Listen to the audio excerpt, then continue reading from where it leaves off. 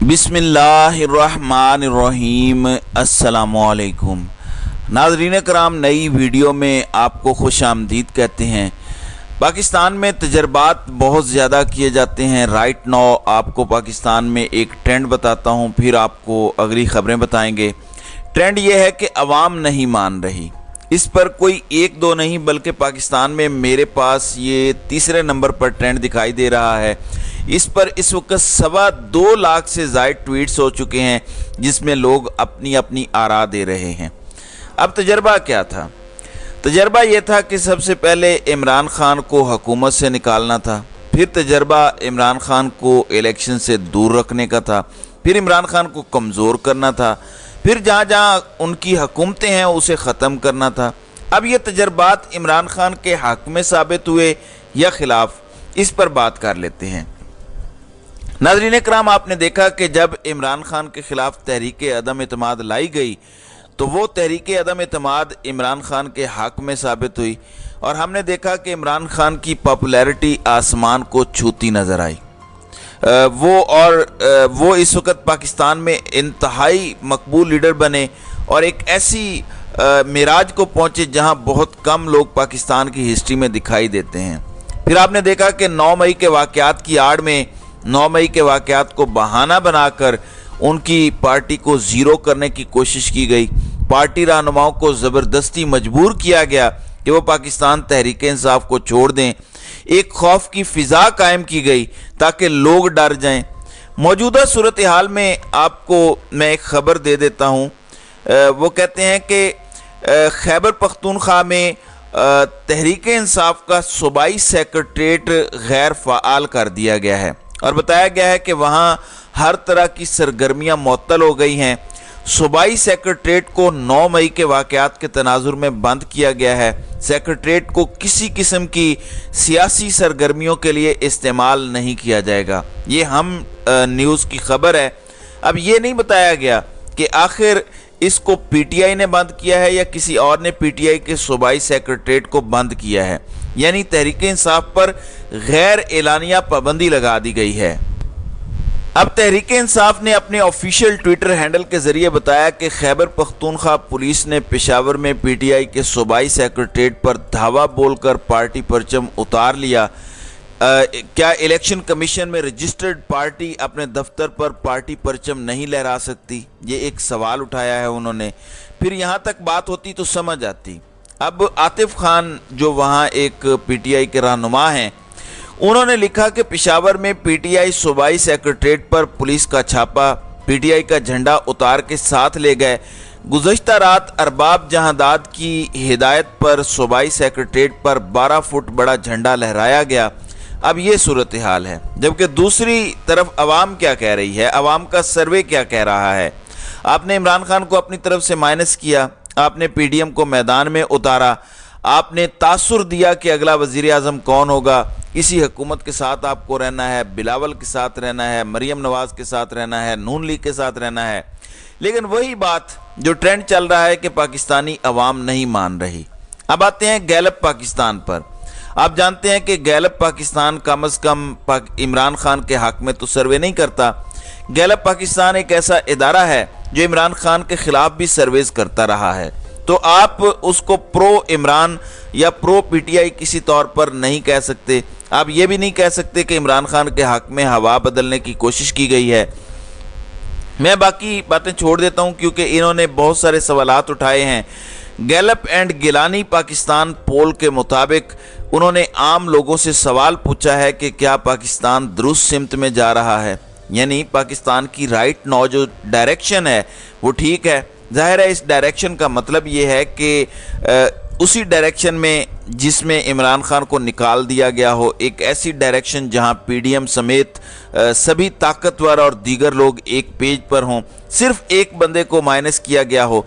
तमाम गवर्नमेंट एक है, तमाम अपोजिशन एक है, मीडिया एक है, जुडिशरी एक है, कोई इख्तलाफ इनमें नहीं है।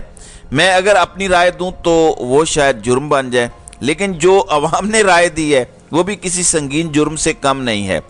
गैलप एंड गिलानी सर्वे के मुताबिक जो उन्होंने आज ही रिजल्ट्स जारी किए हैं, ان کے مطابق ہر 5 میں سے 4 پاکستانیوں کا خیال یہ ہے کہ اس وقت ہمارا ملک غلط سمت میں جا رہا ہے، جس کا مطلب بہت واضح ہے کہ موجودہ حکومت یا موجودہ اسٹیبلشمنٹ میں سے 80% لوگ اسٹیبلشمنٹ سے یا اس حکومت سے غیر مطمئن ہیں، اور وہ سمجھتے ہیں کہ ہم غلط ڈائریکشن میں جا رہے ہیں، یا جس ٹریک پر ہمیں ڈالا گیا ہے یا جو سارا کچھ ہو رہا ہے یہ پاکستان کے حق میں نہیں ہے۔ رجیم چینج کرنے والوں کے لیے یقیناً یہ ایک آئی اوپنر سروے ہے۔ چلیں، آپ اگر تو یہ کہتے ہیں کہ عوام نہیں مان رہی، ایک جعلی قسم کا ٹویٹر ٹرینڈ ہے جو تحریک انصاف نے جاری کیا ہے، شروع کر دیا ہے، جیسے جھنڈا لگاؤ مہم ہے، بالکل ٹھیک ہے، ایسا ہی ہوگا، لیکن 80% پاکستانی جو سمجھتے ہیں کہ پاکستان رائٹ ڈائریکشن میں نہیں ہے، اس کا مطلب یہ ہے کہ پاکستان غلط ڈائریکشن میں جا رہا ہے، پاکستان میں موجودہ حکومت اور اسٹیبلشمنٹ غلط فیصلے کر رہی ہے، پاکستان میں غلط چیزیں ہو رہی ہیں۔ اس کا مطلب ہے جو پاکستانی قوم چاہتی ہے وہ نہیں ہو رہا۔ اب آپ اس سے اندازہ لگا لیجئے کہ آگے صورتحال کیا ہے۔ اب یہ موجودہ حکومت جیسے بظاہر نظر آ رہی ہے ویسے ہے نہیں، صورتحال خراب ہے، اور صورتحال خراب کیسے ہے؟ اگر ملک کا ڈپٹی پرائم منسٹر آ کے شکوے شکایتیں کرنا شروع کر دے تو پھر آپ مان لیجئے کہ پی ڈی ایم کے ساتھ نگران وزیر اعظم کے معاملے پر بھی ہینڈ ہوا ہے یا پرینک ہو گیا ہے۔ اب خبریں یہ ہے کہ نگران وزیر اعظم کون ہوگا۔ میں اسحاق ڈار کی زبانی پہلے آپ کو بتاتا ہوں، پھر اگلی تفصیلات کی طرف جاتے ہیں۔ اسحاق ڈار کہتے ہیں کہ نگران وزیر اعظم کے لیے ان کا نام چل رہا ہے جنہوں نے معیشت کا بھٹا بٹھایا ہے، یعنی اگر آپ یہ سمجھ رہے ہیں کہ محسن بیگ آئے گا تو آپ ٹھیک نہیں سمجھ رہے، آپ سمجھ رہے ہیں کہ نجم سیٹھی آئے گا تو وہ بھی ٹھیک نہیں ہے۔ اب اس حوالے سے موجودہ صورتحال میں 2 نام ہیں، ایک ڈاکٹر رضا باقر جو سابق گورنر اسٹیٹ بینک ہیں، ان کا نام ہے، دوسرے نمبر پر حفیظ شیخ کا نام ہے۔ اب میں آپ کو بتا دیتا ہوں کہ حالات ہیں کیا۔ اس وقت آپ کو پتہ ہے کہ آئی ایم ایف کے ساتھ مذاکرات ہوئے، ایون چند دن پہلے برطانوی حکام اور آئی ایم ایف کے ساتھ جو ایک میٹنگ تھی، اس میٹنگ میں پاکستان کی نمائندگی رضا باقر نے کی۔ شہباز رانا نے یہ 23 جون کو خبر بریک کی تھی۔ اس کے علاوہ یہ بتایا گیا ہے کہ حفیظ شیخ مسلسل واشنگٹن میں ٹائم گزار رہے ہیں، اور آپ جانتے ہیں کہ پاکستان کے بہت زیادہ واشنگٹن سے معاملات اپروو ہوتے ہیں، اور واشنگٹن سے گرین سگنل ملتا ہے تو ہی چیزیں ہوتی ہیں۔ اب اس کا مطلب کیا ہے؟ آپ جانتے ہیں کہ رضا باقر کو بھی عمران خان نے لگایا تھا، حفیظ شیخ کو بھی اگر عمران خان نے نہیں لگایا لیکن عمران خان کے دور میں ضرور لگایا گیا تھا۔ بتایا جاتا ہے کہ جب انہوں نے اوتھ لیا اس دن عمران خان اور حفیظ شیخ کی پہلی ملاقات ہوئی، اور وہ وجہ کیا ہے؟ وجہ بہت زیادہ سادہ ہے۔ جنرل باجوہ اس وقت اس سارے عمل میں شامل تھے، یعنی اسٹیبلشمنٹ نے بزور بازو یہ سارا کام کیا تھا۔ اب اس وقت صورتحال یہ ہے کہ پاکستان نے آئی ایم ایف سے ڈیل کر لی، سارا کچھ ٹھیک ہے۔ آج بی بی سی نے اس پر باقاعدہ مضمون لکھا کہ یہ جو ڈالر کی موجودہ صورتحال ہے، کیا یہ قدرتی طور پر ہے؟ کیا پاکستان کی مارکیٹ سٹے بازی پر چل رہی ہے، یا یہ واقعتاً مستقل بنیادوں پر ڈالر نیچے آ رہا ہے؟ ان کا خیال ہے، جو مختلف آزاد رائے رکھنے والے ماہرین ہیں، ان کا کہنا ہے کہ ڈالر 270 سے 80 کے درمیان ٹریڈ کرتا رہے گا، کیونکہ فی الحال ڈیمانڈ اور سپلائی کا مسئلہ ہے، تو سٹے بازی کی وجہ سے ڈالر بہت نیچے چلا گیا۔ ان کے مطابق ڈالر کا اتنا ایک ساتھ نیچے جانا بھی، یہ مختلف ماہرین کی رائے ہے کہ یہ بھی ایک نیگیٹو امپیکٹ ہے۔ اس کا مطلب ہے کہ مارکیٹ کو کہیں سے کنٹرول کیا جا رہا ہے۔ اب موڈیز نے یہ بیان کیا ہے کہ پاکستان کو رواں مالی سال 25 ارب ڈالرز کی ادائیگیاں کرنی ہیں۔ اسی وجہ سے کہا جا رہا ہے کہ پاکستان کی معیشت کے خدشات اپنی جگہ موجود رہیں گے۔ پاکستان کو 25 ارب ڈالر ادا کرنے ہیں، اور یہ زر مبادلہ کے ذخائر سے 7 گنا زیادہ اماؤنٹ ہے جو ہم نے ادا کرنی ہے۔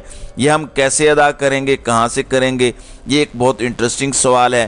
اس صورتحال میں ہمارے حکمران کس چیز پر لگے ہیں؟ میں نے آپ کو بتایا تھا کہ 7 جولائی کو جمعے کے دن عمران خان نے کال دی کہ یہ جو توہین قرآن والا معاملہ ہے، اس پر ہم مسلمان اپنا احتجاج ریکارڈ کروا سکیں۔ اس پر فوراً شہباز شریف نے بھی کہا کہ ہم بھی کال دیں گے۔ انہوں نے 7 جولائی کو ملک گیر احتجاج کا اعلان کیا ہے اور کہا ہے کہ تمام جماعتیں شرکت کریں۔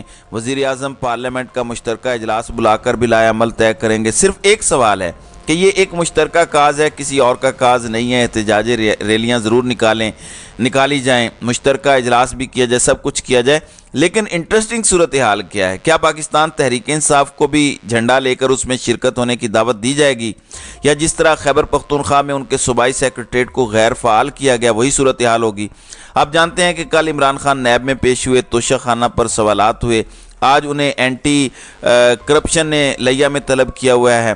اب عمران خان کی مشکلات تو ساتھ ساتھ چلتی رہیں گی، لیکن سوال یہ ہے کہ چونکہ 7 جولائی پوری قوم کا دن ہے، پوری قوم نے احتجاج کرنا ہے، تو کیا تحریک انصاف کو بھی بطور سیاسی جماعت، بطور مسلمان یا بطور پاکستانی اس میں شرکت کی اجازت ہوگی یا نہیں ہوگی؟ تو ناظرین کرام، آپ کی اس ویڈیو کے حوالے سے کیا رائے ہے؟ آپ اپنی رائے کا اظہار کامنٹ سیکشن میں ضرور کیجیے گا۔